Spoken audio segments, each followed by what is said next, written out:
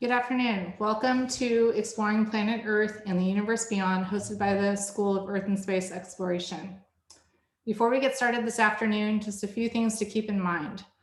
In Zoom webinar format, the attendees are not seen and are muted by default.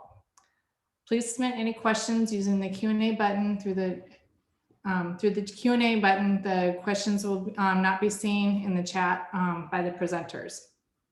For best viewing, please switch to fit to window in the upper right-hand corner of your screen. And as a reminder, just please be respectful and be mindful of our presenters and fellow attendees. We will try to answer as many questions as we can during the presentation. Thanks.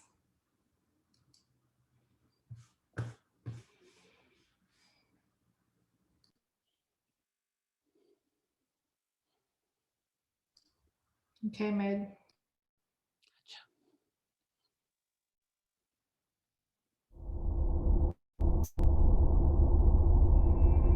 Here at the School of Earth and Space Exploration at Arizona State University, we are deeply committed to high-impact scientific discovery. We ask important questions with deep consequences for humanity as we explore the great unknowns of the Earth, our solar system, and the universe. Our students work with faculty in astronomy, cosmology, geosciences, planetary sciences, exploration systems engineering, and science education. We are breaking down the boundaries between these disciplines to answer the biggest questions that cannot be answered within a single discipline.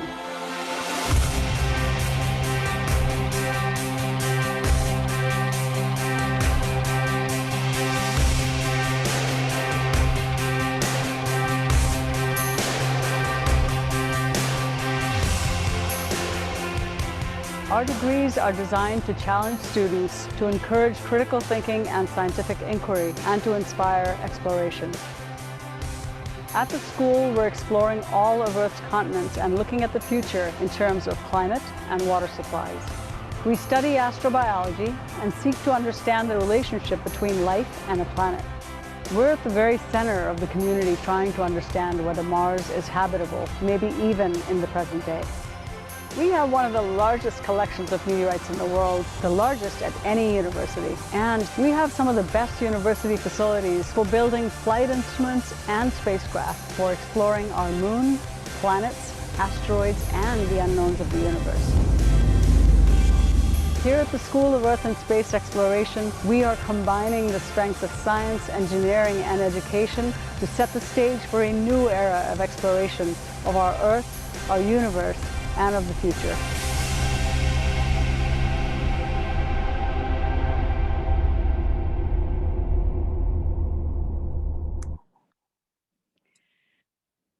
Hi, everybody. So you just saw me in this introductory video, but I wanted to go ahead and introduce myself to you now. My name is Minnie Wadhwa, and I'm director of the School of Earth and Space Exploration here at ASU. And I want to extend a very, very warm welcome to all of our prospective students and parents who are attending here today. I'm really excited to tell you about the School of Earth and Space Exploration and the really exciting work that we do here. The school is by design a place where we combine the very wide and disparate fields of astronomy and astrophysics, geology, geochemistry, geophysics, planetary science, astrobiology, with engineering for exploration and science education. So these are all, very broad fields, but we combine them very effectively in our school. And we do this because we are really seeking to answer the biggest questions that there are in science. And we can really only do that if we combine these sciences, these questions that we hope to answer, such as, are we alone in the universe? And how did our planet evolve to where it is today? And what is the future of our planet? I mean, all of these are big questions that we hope to answer, and they can't be answered just within a single discipline. Our school really represents a very special community. I think the really important piece here is that obviously we care very deeply about our education and our research mission. And we care about excellence in all of these areas of research that we pursue on a day-to-day basis. But that's not all that's important for us. For us, it's about building a community here that's really passionate about pushing the boundaries of exploration, about connecting with the communities and the world around us, and about supporting each other and helping each other succeed. In our school, our students learn the skills that they will need to succeed in a variety of careers, and learn about effective science communication through many community engagement programs. They gain hands-on technical experience through our capstone projects, and they've got opportunities to participate in actual cutting-edge research projects. For example, through NASA Space Grant and other scholarships that we offer through our school as well. So one of the key experiences that we offer to our incoming first year and transfer students is a course called Camp CC. And this is an introduction to ASU and to our community in the School of Earth and Space Exploration. And as part of this course, we include a 3-day trip to the ASU facility at Tonto Creek Camp. And I think the video here that's coming up next will show you some highlights of what you can expect to see there and experience there.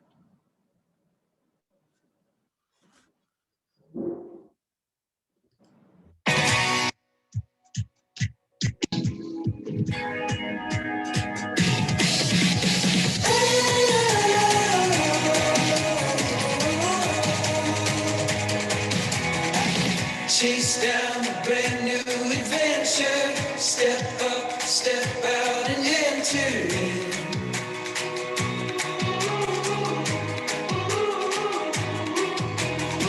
There's no time for stalling. The wild is calling.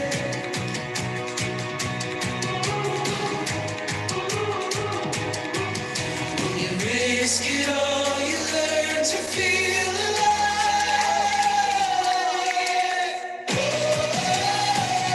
Searching for new life. Reaching for new heights. Into the daylight.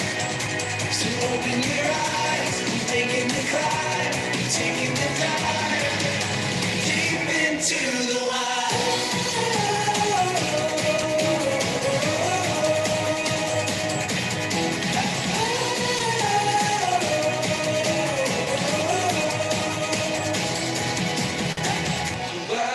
Wild is calling. The wild is calling now. The wild is calling. There's no time. Oh.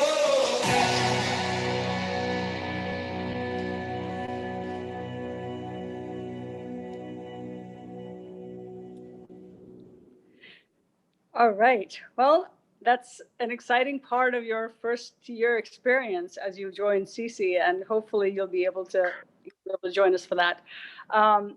So next, what I'm going to do is actually tell you a little bit about some of the exciting work that we do in our school and the opportunities for you to get involved in some of this work. And let me just start out by telling you a little bit about where I am and some of the work that we do. So here, I'm going to actually flip this video around so that you can kind of see where I am here. Let's see. Okay, so here I am inside of the meteorite vault in the School of Earth and Space Exploration here at ASU. And by the meteorite vault, I mean, this is actually a secure location here where we keep and preserve and maintain a collection of space rocks that's one of the best in the world. So this is actually considered one of the best collections of meteorites. And it's used for a lot of the research that we do here in the field of cosmochemistry. So I am, the work that I do is actually in the area of cosmochemistry, which is understanding the chemistry of the cosmos, so the universe that we live in. And we do that by studying rocks like these ones right here. And I'm going to show you a few of them that are some of my favorites. And you can see, for example, this one right here. This is actually a really fantastic rock that dates back. It actually contains fragments of material, and I'll point to one of these, the white kind of material that you see here. That's a grain that was formed something like 4.57 billion years old. So this is some of the oldest material in our solar system. And we can actually study it in laboratories like mine and try to understand what the earliest history of our solar system was like. What were the conditions like in the early part of our solar system? How did the planets form? What was this, our solar system started to form from a cloud of gas and dust, and the solid material started to condense, larger planets like the Earth, how the planets came together, and also potentially how life originated on our planets. It comes from studying rocks like this one right here. And it's actually a really dark rock just because it has actually a lot of carbon and organic compounds in this particular meteorite that you see here. It's called a chondrite class of meteorites. And then, of course, we have a lot of other different kinds of meteorites in our collection. This is actually a slice cut through a very iron-rich meteorite, and it probably comes from within the core of a small planet that broke apart. And so really, you know, it gives us a way to understand what the interiors of small planets might have looked like in the early history of our solar system.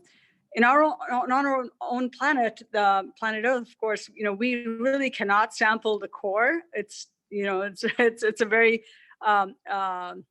difficult situation where, of course, I mean, you know, it's very much deep inside our planet, and there's no way we can actually sample that. We really haven't been able to sample anything more than maybe a few, you know, a couple of miles of depth in the crust of our planet. So the core is much too challenging for us. But we can actually see inside the cores of small bodies, small asteroids that probably went through very similar processes as the Earth, and really understand something about planet formation by studying meteorites like this one that you see right here. And then, of course, we've got a lot of other types of meteorites as well in our collection here. You can see a sampling of some of the other iron-rich meteorites. Here's another really beautiful slice of another meteorite. Here is another one right here. And this is actually one of my very favorite ones, because you can see that there are these kind of greenish crystals, and I can point to one right here, greenish crystals that are surrounded by metal. And so this is actually a mix of metal and silicate minerals, silica-rich minerals. And it probably came, again, from probably next to the core of a small asteroid or small body that had molten and had the core separate out into the center, and had a mix of kind of metal and silica-rich or silicate-rich materials sort of on the boundary of the core and the silicate portion or the mantle. So this is another really beautiful slice of the same meteorite, and just shows you kind of the diversity of these beautiful space rocks that when, you know, we can study these and really understand a lot about what was happening in the early solar system, what was likely happening around our own planet. And then lastly, before I hand you off to some of our other colleagues, I want to show you a couple of very special rocks. Here is actually a rock that we think actually came from the planet Mars. It was ejected from the planet by a large asteroid impact, probably sometime in the past, maybe about 1 million years ago or so in the past. And so this is a fragment of the crust of planet Mars. And similarly, here we have a piece of the moon. And again, we think that this was an asteroid that impacted the moon sometime in the past and ejected this rock, which has now fallen to the Earth as a meteorite. And so we've got this really fantastic resource. You know, we have a laboratory. I have a laboratory here that analyzes these materials to understand something about when these objects were formed, and try to understand the earliest history of our solar system and planets from studying these rocks. So in any case, you know, it's been wonderful talking to you. And what I'm going to do now is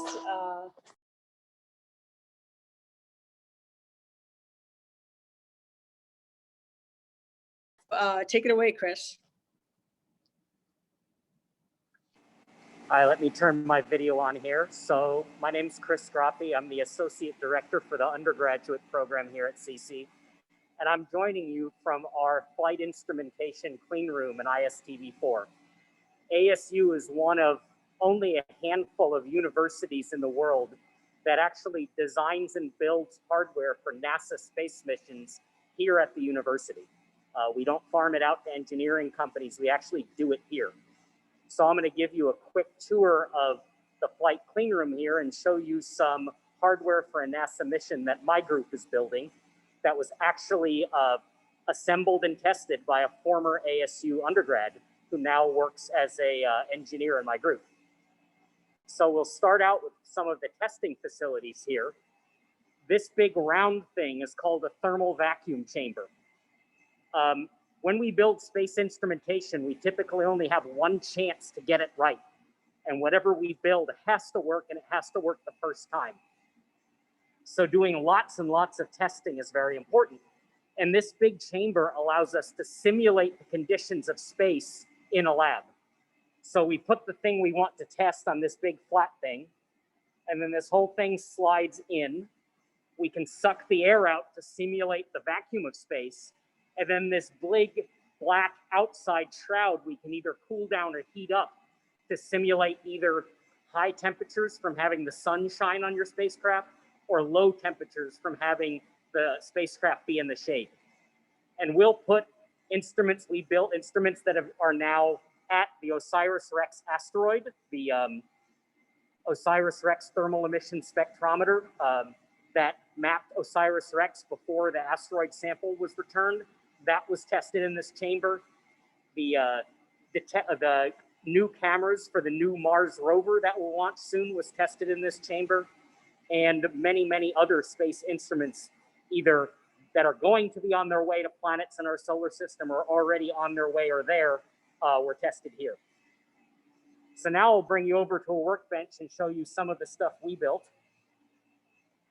So this little tiny circuit board, I'm going to get anywhere close to it. I'm going to put on my anti-static wrist strap because this is real flight hardware. This is actual stuff that will be delivered to NASA in about a week to go into a real NASA mission.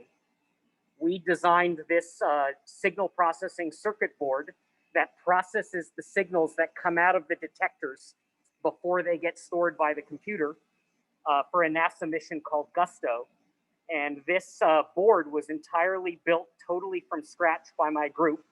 You know, we attached every last little electrical component. We designed that circuit board. We designed all of the radio frequency electronic modules. And a former CC undergrad, Justin Mathewson, who was an exploration systems design major, who's now an engineer and technician in my group, was the guy who actually put this board together and tested it. And that's what he does for a living now, is he actually builds electronics for NASA missions for a living. Let me flip around my thing again so I can come back. So ASU is a place where not only do we worry about the science, we worry about how to do new science. And whenever we do new science, you invariably have to design and build your own experiment, because if it already existed, somebody would have already done it. So the cutting edge of science is always kind of related to the cutting edge of engineering to learn how to do new experiments nobody's ever done before. So that's all I have to say, and we'll move on to whoever's next. Unfortunately, I do not have the plan up, but I will leave the clean room and join you outside later. We're going to hear from Hillary.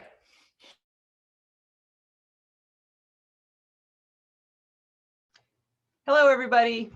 I'm Hillary Hartnett, and I'm also an associate director in CC, and I'm the associate director for the graduate program. But today I'm going to talk to you, not wearing my graduate program hat, but wearing my faculty hat and my sort of tell you a little bit about my deep passion for doing research in the field.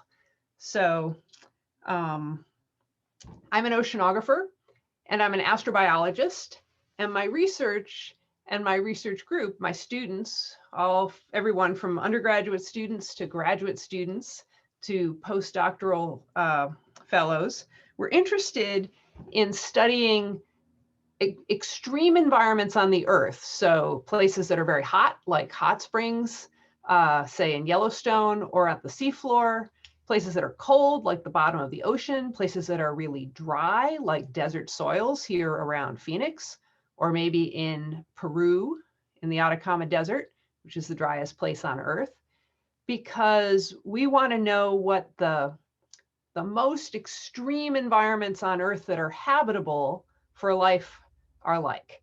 And the reason we want to do that is because we're really going to ask the question, what are the environments that might be habitable on other planets, right? They could be other planets in our own solar system. They could be other planets around other stars. And we will have data about planets around other stars someday. So we need to get ahead of what kinds of information we might find for those planets. So we are geologists and chemists and biologists who we go outside, we collect samples in the field, we bring them back, we do experiments on them, all in order to ask kind of what are the conditions in which life can survive and the conditions in which life can thrive.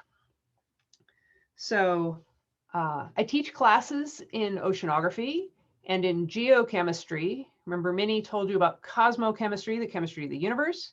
Geochemistry is the chemistry of the Earth. Because a lot of the tools that we use, the detectors and the things like Chris develops and builds, will give us information about the chemistry of environments, right? We're not going to go to an exoplanet very soon, but we may get chemical information about that planet that helps us understand what the planet's made of, how active its geology might be, whether or not there could be living organisms on those planets. And those are big questions, right? And it's the same kind of sort of large scale that Minnie was talking about, where we need scientists with backgrounds in all different areas of expertise to answer these questions. It's not going to be solved by just a chemist working in their lab by themselves. And it's not going to be solved just by a geologist who studies the core mantle boundary all by themselves. So it's really, there's a lot of opportunities to get involved in what we call team science in the School of Earth and Space Exploration, even as undergraduates.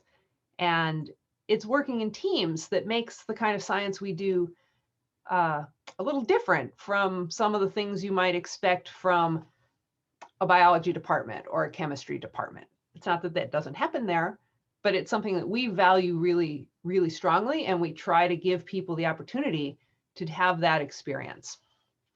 The other thing I'm supposed to remember to mention is that I'm also one of the faculty honors advisors for the Barrett Honors College. And so that means I'm also one of the people that if you're trying to figure out how to find undergraduate research or put together your honors thesis committee down the road, I'm one of the people in CC that can help you navigate that.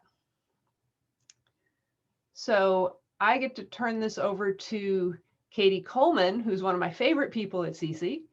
And if you have questions, feel free to shoot me an email or put them into the Q&A and we'll answer them at the end. Thanks. Well, hi there.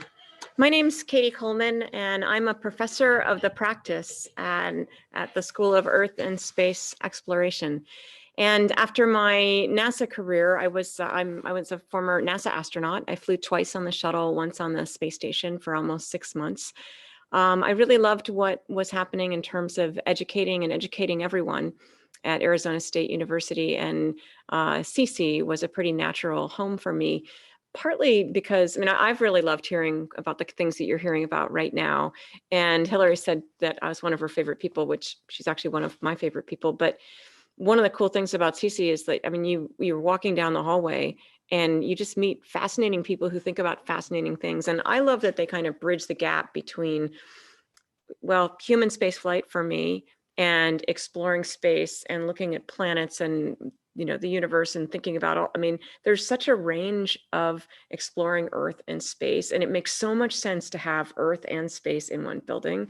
So I really love it. I'm going to share my screen quickly just to kind of show you some of the things from, whoops, let me do this. I always forget to click the little buttons here. And I just want to show you a little bit from my experience.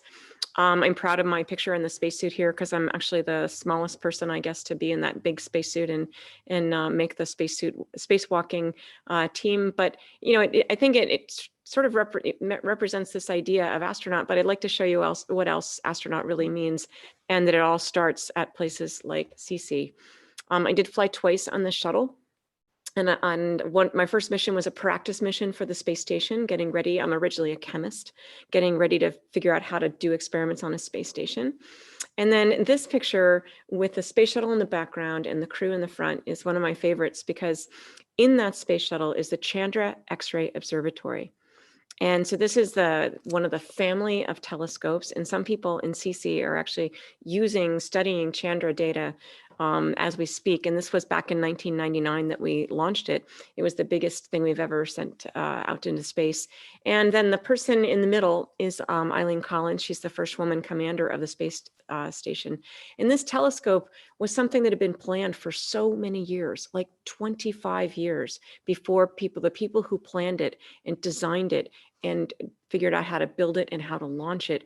25 years from the time it was an idea to when it flew. And when it finally did fly, that it's been amazing what we can see. And literally everything that you and I know about black holes comes from this telescope studying X-rays. So I love being connected to a mission where it's just still something that's so very alive, even though it's a piece of machinery and it links people all over the world. Just a little bit about my space station exploits. This is the space station itself, Earth in the background. If you're thinking you might not want to be an astronaut because you're claustrophobic, you are out of luck because the space station is huge. Now those capsules and things, I mean, the taxi that we take up and down, that is actually a little bit smaller. Typically these days we go up in groups of 3 or 4. It used to be from Russia, and now we are launching from American soil in the SpaceX Dragon, and soon to be the Boeing ship as well. And this is about a 1.5-minute video that just shows marching out to launch, climbing up into the rocket. We're inside, I don't know if you can see my pointer, but we're inside that sort of tin can part there. Our little spacecraft, which is like the size of 3 smart cars, is in there. That's me. And we're coming in for a landing, so to speak. It only takes us 8.5 minutes to get to space, usually a couple of hours to parallel park. And there I am in the space station, living there. We were the first crew with that big robot, doing different science experiments. And actually up on the space station now, we've had space experiments that come from CC and even launching small CubeSats.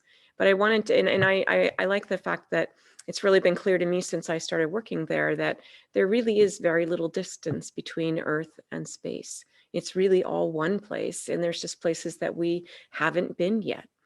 This is Earth with the northern lights, or in this case, the southern lights, showing the beauty of the Earth. And this is actually sped up kind of footage, but those are the lights of cities all around the globe. And you can see our thin atmosphere. You can see the stars out there. I love working someplace where I know that they know all those places.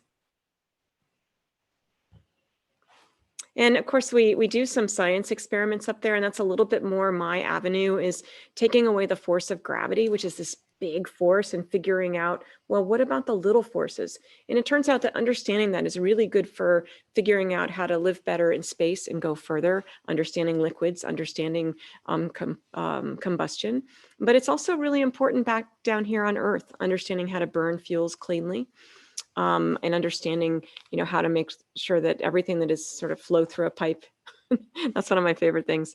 But you can see that, and I think you hear it in the voices that you've already heard, that we do these things because we love these things. And if you could talk to us longer, you would find out that we didn't just wake up and suddenly know that we're going to be astronauts and we just had to wait to be picked. We're going to be planetary scientists. We just had to wait till we got to the telescope. I mean, all of us had a path, and it's never as straight as you might imagine. We make the best decisions we can and choose a place to study. And I think that by choosing CC, you're choosing a place that has infinite possibilities, really. I mean, what more could you want than Earth and space, right?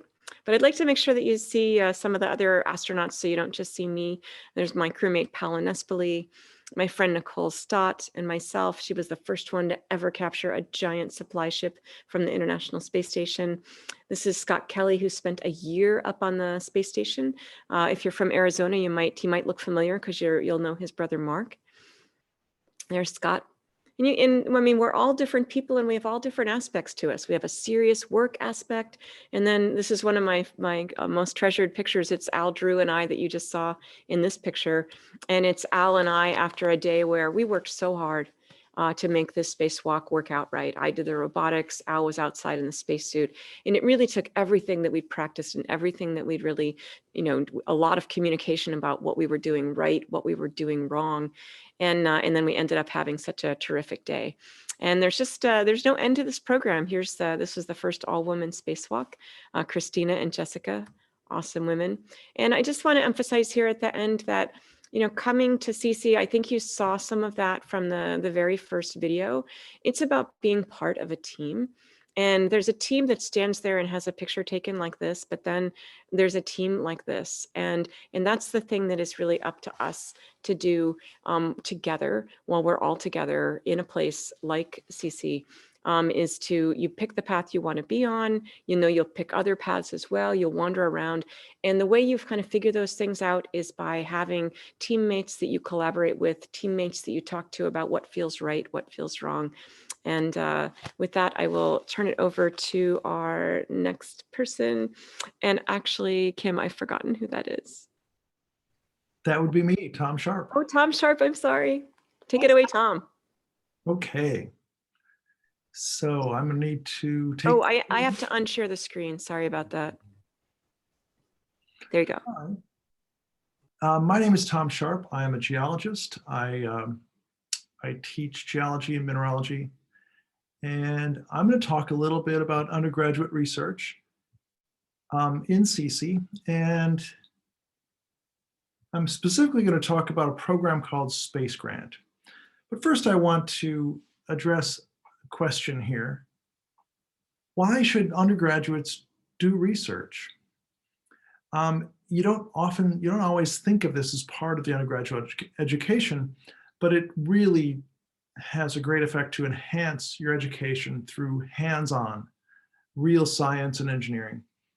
It allows you to gain valuable laboratory and analytical skills that you can use later on. For example, you might do microscopy or spectroscopy, chemical analyses, engineering skills. You get to work with a mentor and be part of a research group. This is really important because you build your network your professional network this way. And the people in that group, especially the mentor, the professor, is very likely to write you letters of recommendation in the future. And depending on where you want to go, whether it's the next greatest job or an internship or graduate school, strong letters of recommendation from people you've worked with are really, really valuable. And I would argue that all of us who are here at CC doing as faculty members did undergraduate research and worked with a mentor in this way. So the other thing, research is creating knowledge, and that's what universities do. That's why we're so excited about research and why we're talking so much about research today. I run a program called the ASU NASA Space Grant undergraduate internship program. And I'm assisted by my program coordinator, Desiree Kroll. This is an image from a high altitude balloon, and that's taken from our payload, looking at a few payloads hanging off the payload cord down below us. And this is just one of the things we do. But I'm going to talk a little bit about some of our students and some of the activities we do. So we have this undergraduate research program. Here's a student that worked with me last year, Madeline Marquardt, and she did research with me on meteorites. So I also study meteorites, and she worked on a type of meteorite called a eucrite. But as an undergraduate researcher, she published an abstract for a big conference, the Lunar and Planetary Science Conference, and presented a poster there. She completed an honors thesis as a junior. And then in the next year, she wrote up a manuscript for submission, which is in review right now, and a title is down there below. but she has really done well as an undergraduate researcher, and she's currently a PhD student in our department working with one of my colleagues. So I'm very proud of Madeline. And this opportunity to research with me through Space Grant really helped her get to where she is today and where she wants to go in the future. Here's another one. This is Gabriella Huckabee. She was a scholar a couple of years ago, an astrophysics major who studied galaxy outflow and galactic magnetic fields. She graduated with honors from Barrett's Honors College, and she's now studying astrophysics in the PhD program at UC Santa Cruz. Again, these opportunities allow you to get the letters of recommendation, get the experience, get the things you need to move on to better positions. We also support groups of engineering and science students to work on cool projects. So the Sun Devil Satellite Lab is a group of students that build small satellites on campus. And a few years ago, they applied for funding to have their own CubeSat mission called the Phoenix CubeSat mission. And this is an infrared camera to study the urban heat island effect from low Earth orbit. They wrote the proposal, and they received $200,000 from NASA from this USIP grant program through Space Grant to build this CubeSat. The leader, the PI for that, or the main mentor, was Judd Bauman. These students came from 5 different departments. They had a fantastic program manager, but they built this amazing spacecraft and launched it to the International Space Station in November of last year and deployed it in February. As it turns out, they had some problems with it once it was in orbit. But this group of students got an amazing experience in proposing the mission, designing and building their own spacecraft, and actually launching it. So we're really very proud of them. And this is just an example of the great things that undergraduates can do. Here's another group. This is called Ascend, Aerospace Scholarships to Challenge and Educate New Discoverers. This is a group that I lead, and we do high altitude balloon launches. And I've been doing this for a long time, and I'll just tell you a little bit about it. It's a lot of fun. But the students design and build a payload to launch on a high altitude balloon. And these balloons take you up to about 100,000 feet in Earth's atmosphere. And I'm just going to run through quickly what happens. We meet with a bunch of students from around the state, and they all have their own payloads. So in this picture, you can see the balloon there going up, and all of these boxes are student-built payloads with any number of experiments in them. And the students can do whatever experiments they want. So the balloon rises up, and as it goes up, it catches the jet stream and moves very quickly through the jet stream, often 80 or 100 miles an hour. Above the jet stream, it slows down. Eventually, as it's going up, the volume of the balloon increases and increases, and it bursts, usually at 90 to 100,000 feet. And then it comes down on this little parachute, on a wild ride down. And we chase it across the desert and collect it and get our data out. And it's a really great activity for students to learn how to build space hardware, do experiments, and analyze the resulting data. So my final word is come to CC, enhance your education through doing research projects with us in the School of Earth and Space Exploration. Thanks.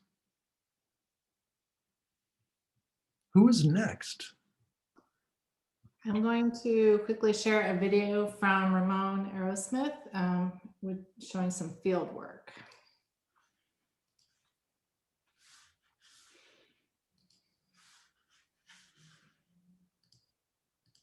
Everyone, I'm Ramon Aerosmith. I'm a professor in the School of Earth and Space Exploration at Arizona State University, and I wanted to provide just a very quick welcome and overview to my research group. And our laboratory is largely in the field, and also we use a lot of high resolution topography. And so wanted to just use this as an opportunity to show some cool imagery. So this is a strip of meter scale topography along the San Andreas Fault in Central California. See these really kind of cool, strange patterns of the structures. Here's a double stranded piece of the fault zone, and things that are interesting to me is how does this structure evolve? How does it record the history of past earthquakes along this really major fault of California? And here we're flying to the southeast, and we come to the southern Carrizo Plain where the data kind of broaden the topography hillshade. And this really spectacular feature called the Dragon's Back is here. It's about 3 kilometers long, parallel to the fault zone. It's several hundred meters wide, and it's about 150 meters tall. And it records kind of progressive uplift and offset along the fault zone, and has been a natural laboratory for us to look at the interactions between topography or surface processes and tectonic processes. And this also was part of my PhD work, so always kind of close to my heart. Moving on, here's another really interesting project we've worked on. This is a point cloud that was rendered in the browser, and it shows us the topography. This is about a kilometer in scale over a volcano in northern Mexico, just south of the US-Mexico border. It's called the Tecolote volcano. And I've been working with Professor Amanda Clark to understand what's going on here. You see these really interesting fractures that are sort of concentric around these vents in the middle here. So this was produced from a drone. And this and the prior data are available on the Open Topography Project, which is a major data sharing project for topographic data that I help lead. And then here's a final view of another interesting project. Something that makes me quite excited is the example of an earthquake surface rupture that is from 2008 actually, but we were in the field a couple years ago, and you can see some people down there at the bottom. And actually also, if you look very carefully on the right in the middle, there's a white thing is another drone flying. But we're using the topography data from the drones and also our field mapping to understand the fracture pattern that was associated with this earthquake rupture. And you can see people there making measurements in the field to compare with what we observed from the air. But this is probably an unusual earthquake. It probably hasn't happened that many times in this particular fault zone, although there is some evidence of prior events in the landscape. And unfortunately, it was devastating to a local village. And so it reminds us about the importance of studying this phenomena. So anyway, please don't be shy. If you have any questions about these topics or other ones, please communicate with me, and best wishes.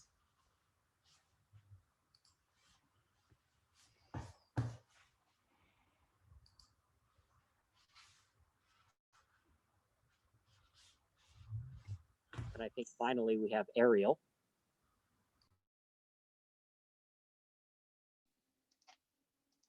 All right, I thought Hillary Hartnett was going before me. Well, hi everybody.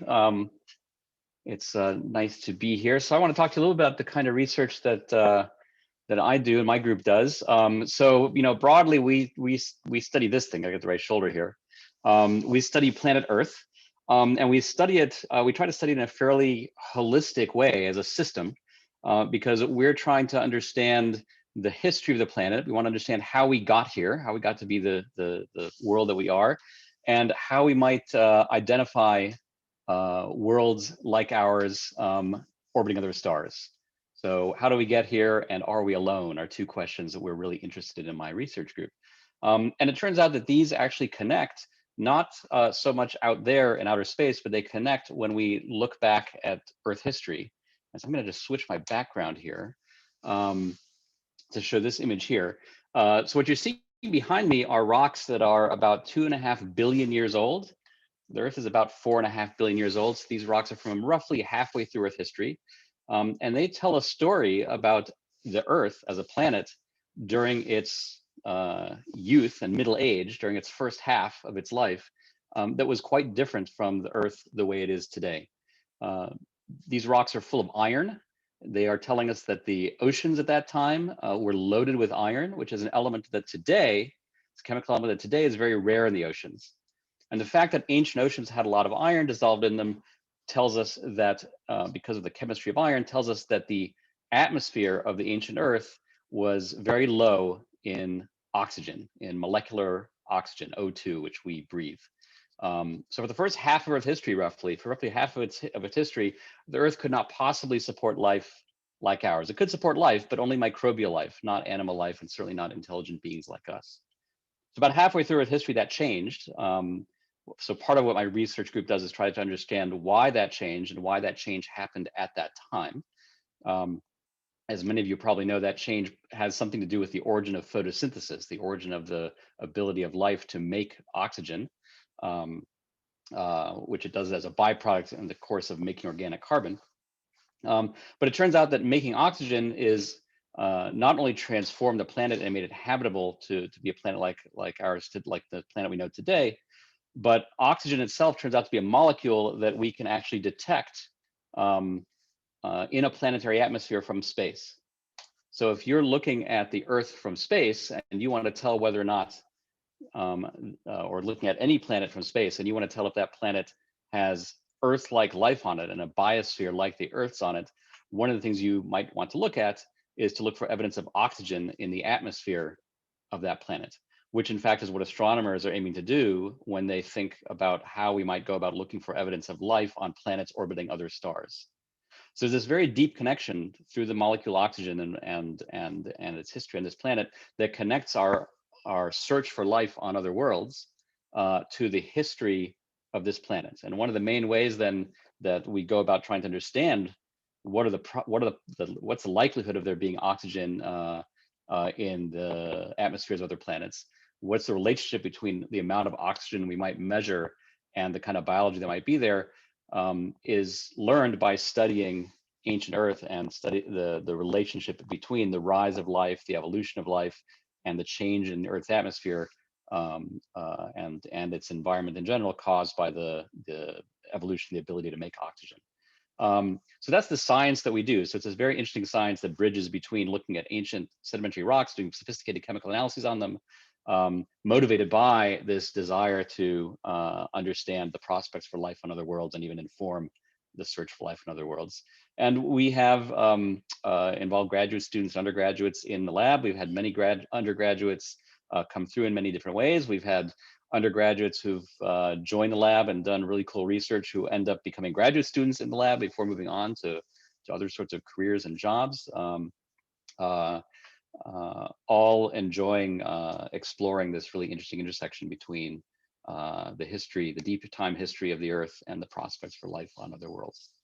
So I'll be glad to stop there and we can move to questions or whatever is next.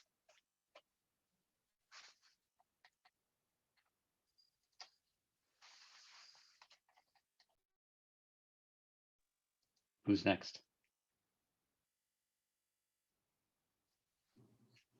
I think Kim has a video for us to watch.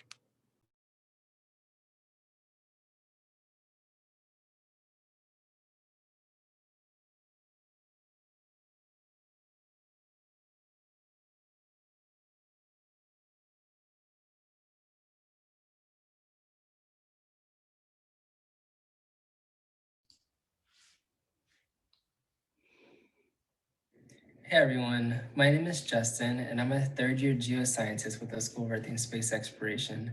I chose to come to CC because I wanted to learn how to place where I can understand how to think like an interdisciplinary scientist. But after being with the school for a few years, I've come to realize that the school is more than just its constituent degrees, but rather the community as a whole. From CC, I've learned specific values and lessons that I hope to take personally after I graduate from ASU to the real world and change how people think about science and the world around them. Hello there, my name is Alex and I'm a sophomore here at the School of Earth and Space Exploration at ASU, and I'm an astrophysics major. I chose to come to the School of Earth and Space Exploration because I was familiar with Arizona.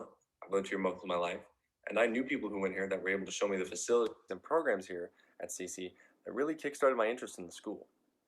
During my time here at ASU the past year, I've become a student guide for our scientific gallery, where I get to give tours to K-12 student groups and teach them more about our school and science.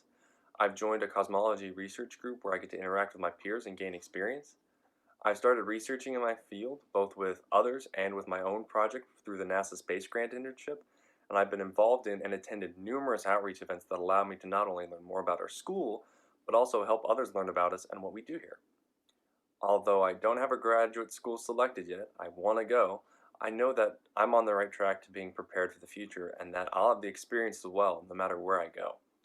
And that's thanks to the School of Earth and Space Exploration, which has been such an integral part of the success and opportunities I've experienced in the past years, from the academics and advising to the research opportunities in the community as a whole. The academic and community environment is so open and welcoming that it's easy to find your place and succeed.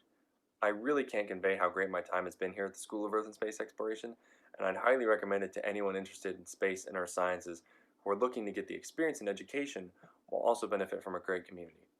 Your teachers, your peers, your advisors, everyone wants to see you succeed, and so it's a great environment to really be your best self, as cliche as that sounds. So I really hope you'll join us here at the School of Earth and Space Exploration, and we hope to see you next year or in the future.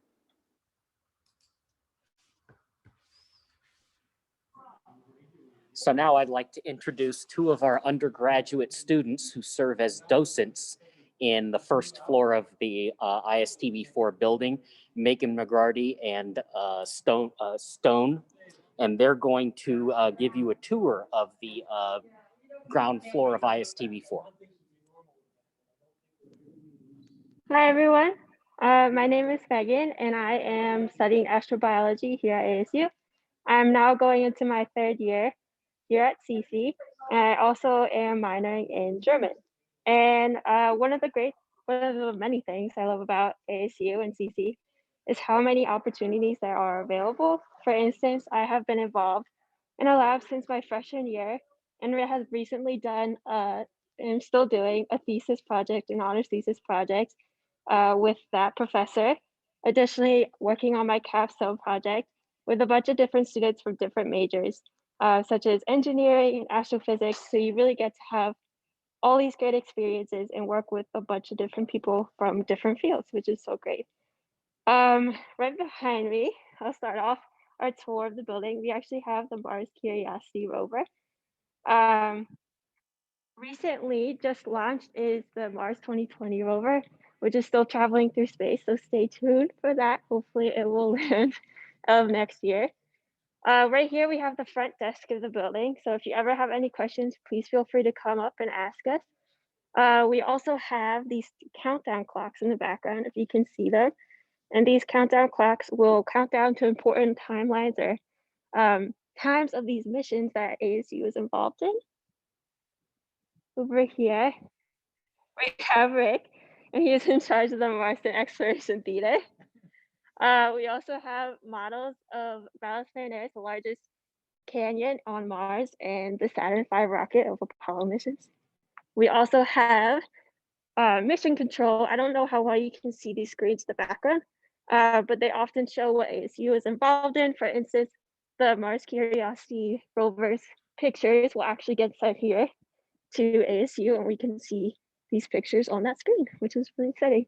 And a bunch of different projects are usually worked on in this room, ranging from NASA, like the Mars 2020 rover, and other missions like Luna Mapper, which we have a life-size model over here. We have some meteorites, which Tom will show you more of soon. Also, the labs in the background that Dr. Gropey showed you earlier. And then we have right here a Psyche model, which will be installed soon. It's right in progress as of right now. So Stone, if you want to kick it off for upstairs. Hello, to introduce myself, my name is Stone Woodham. I am currently a senior here in the School of Earth and Space Exploration, where I'm double majoring in astrobiology, just like Megan, and in communication with a minor in religious studies. Also well involved throughout the school. I'm in various extracurriculars such as SEDS ASU, which is a student club here that I'm the president of. Also involved in NASA Space Grant that Dr. Tom Sharp was mentioning. Professor Groppi and Dr. Ramon Aerosmith are a part of my capstone group in several different places of being mentors with that. So really involved in the school in several ways, but where I'm currently standing is in our meteorite kind of exhibit that we've shown. So Dr. Wadwa, Dr. Mini, our director, showed you kind of the vault of where our meteorites are kept, and where I'm standing is where we actually display them. Specifically, my favorite meteorite, which is sitting right here, is Murchison. And so I'm going to turn this camera around to hopefully where you can see some of the meteorites that we have on display. So specifically, meteorites are classified in 3 different ways. You have stony meteorites, which typically come from the crust of a celestial body, iron meteorites, which come from the core, and then you have stony iron meteorites that come from that place that we call the mantle, which is often right in the middle. And so the entire second floor, along with some other labs, is just a display of meteorites in several different ways. We have meteorites actually out of the cases, some inside the cases, but I want to show you some of my favorites. These are the pallasites. These are stony iron meteorites. It might be kind of hard to see, but they are this blend between rock and metal. And so you kind of begin to see that, just like Dr. Mini was showing you. These meteorites come from an event that you might have heard of. Back in 2013, a meteorite hit the surface. And so these are some samples from that event as well. And so, like I said, the entire second floor, along with many of our labs, is actually just a display of some of the meteorites that we have. ASU is home to the world's largest collection of meteorites for a collegiate institution in the entire world. And so that's also really exciting that we get to have so many samples just kind of in our backyard that we get to study and do a lot of things with. So with that, feel free to reach out if you have any questions, or throw them in the chat box and we'll make sure we get those answered. But with that, I'm going to turn it back over to Professor Grappi. Well, I'd like to thank everybody for attending this webinar, and I'd just like to say a few words more about CC and ASU, about why you might want to come here. As you saw, we have lots and lots of really fancy facilities, and part of the reason we can have all this stuff is because ASU is such a big university. But CC is actually pretty small as far as ASU goes. We have less than 500 undergraduate majors.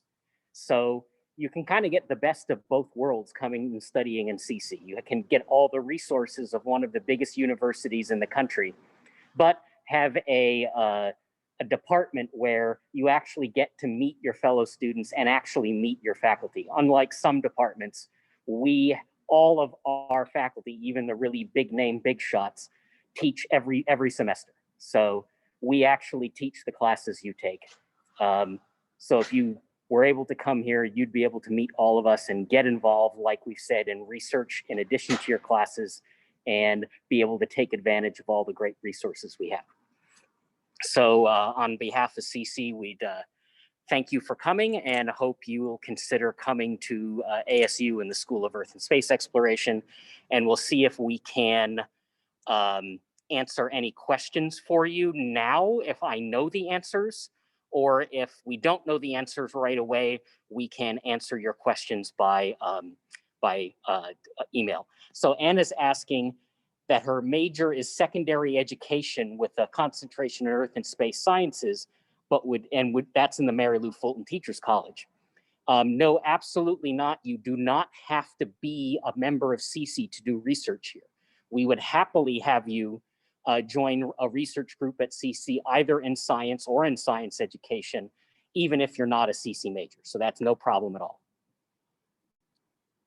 And I don't know if anybody else has any questions, you can drop them in the chat or feel free to email them to us later. And this entire webinar is going to be posted on our website as a video. So if you want to watch it again, or if the internet was bad and you missed some pieces, you'll be able to go online and see the whole thing again at your leisure. So thank you all for coming.